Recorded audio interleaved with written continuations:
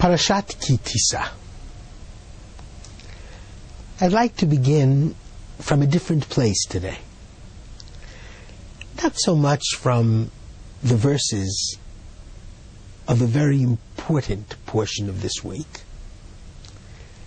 but actually from a Hasidic conversation between a great Rabbi and his disciples.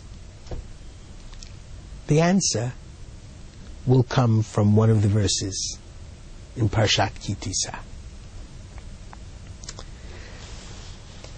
Everyone knows the name of the great Rabbi Menachem Mendel of Kotsk. He was sharp, but he was usually very much on the ball. His students asked him a very interesting question. Why is it that within the Hasidic tradition, within the Kabbalistic mystical tradition, God is always called Shekhinah, divine presence? Not El, Elokim, Yud-Kei, Vav-Kei, Hashem, Shekhinah. But the difference between the Hebrew Shekhinah and the other names for God, like El and Elokim and Hashem, is that the latter names are masculine, and Shekhinah is a feminine noun.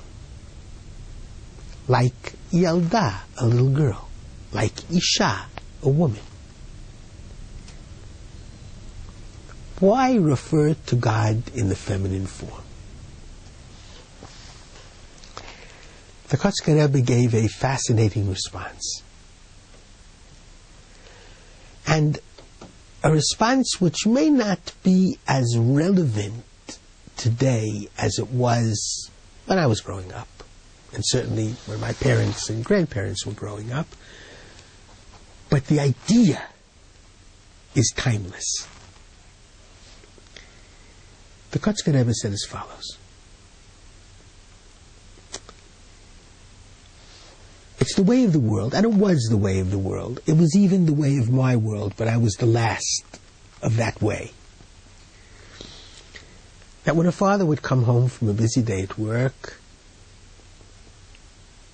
and his wife would give him the baby to play with, he would play with the baby with great delight until the baby messed the diaper.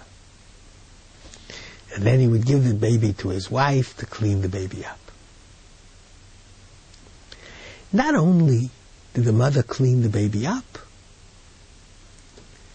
but the mother would kiss the baby as she cleaned the baby.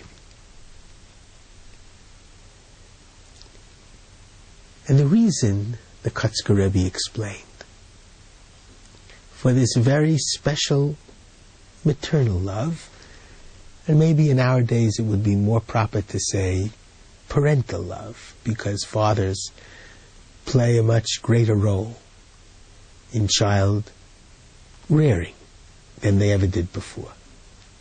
Certainly including diapers. I never wanted my sons or sons-in-law to be like I was and not change diapers. But the Kotzker Rebbe said something magnificent.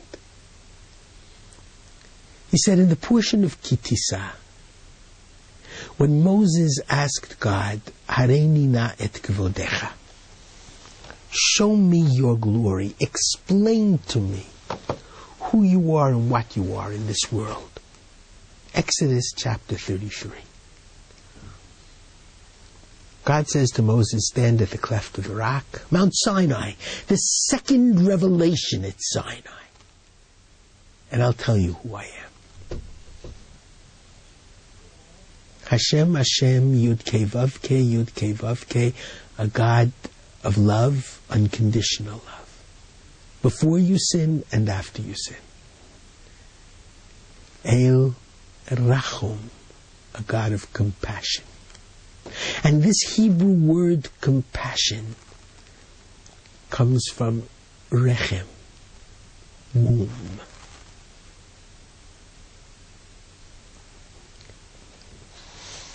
The baby is part and parcel of the mother because the fetus grew out of the mother's womb, literally.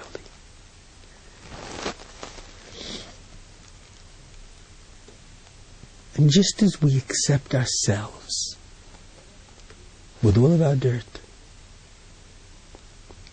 so does the mother accept her child with all of his dirt, with all of his poo, because he is inextricably part of her. God is our parent in heaven.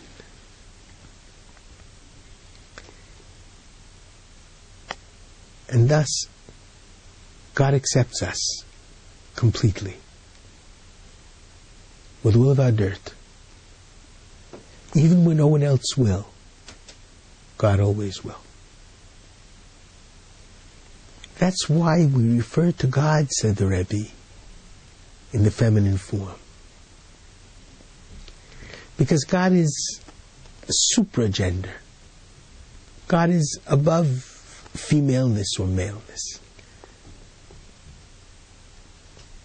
But God is very, very much female in terms of his unconditional love for every single one of his children, no matter their color, no matter their race, no matter their religious commitment. And so God says to Moses, after the sin of the golden calf, and after he forgives Israelites for the sin of the golden calf, you want to know who I am? I am the God of compassion. Just like the compassion a mother has for the baby who grew out of her womb. That's why we refer to God in the feminine. Shekhinah. I believe that God definition is not only one of the most important verses in the book of Exodus, but it's the most important theological principle in the entire Bible. Shabbat Shalom.